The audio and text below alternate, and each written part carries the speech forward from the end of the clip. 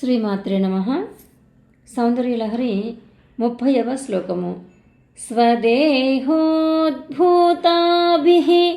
గృణిభిరణిమాద్యాభిరభితో నిషేవ్యే నిత్యే త్వాం అహమితి సదా భావయతి యః కిమాశ్చర్యం తస్య త్రినయన సమృద్ధిం తృణయతో మహాసంవర్తాగ్నిః విరచయతి నీరాజన విధిం.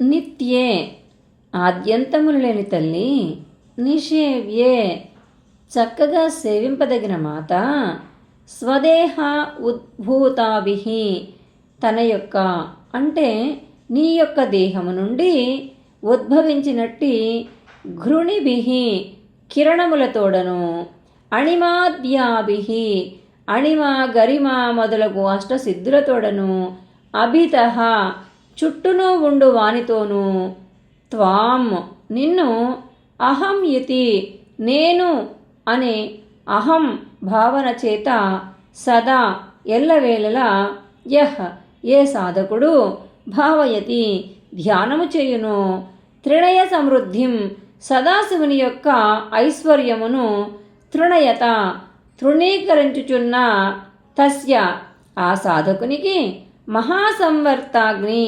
మహాప్రళయాగ్ని కూడా నీరాజన విధిం నీరాజనమును కరోతి ఇచ్చుచున్నది అనుటలో కిం ఆశ్చర్యం ఏమి ఆశ్చర్యముంది?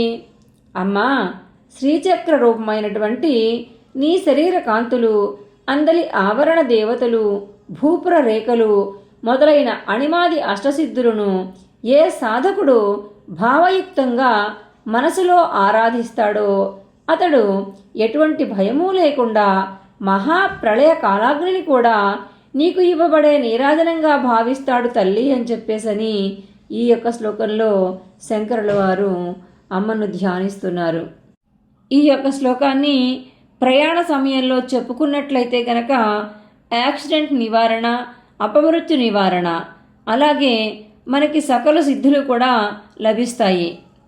ఈ శ్లోకాన్ని ప్రతినిత్యం 21 సార్లు పారాయణ చేసుకున్నట్లయితే గనక అమ్మవారికి బెల్లము, అరటిపండు, తేనె నివేదనగా చేసినట్లయితే గనక సత్ఫలితాలు ఉంటాయి. ప్రయాణ సమయంలో తప్పకుండా ఈ యొక్క శ్లోకాన్ని చదువుకుంటే యాక్సిడెంట్ అనేవే ఉండవు, అపమృత్యు అనేదే ఉండదు. శ్రీమాత్రే నమః.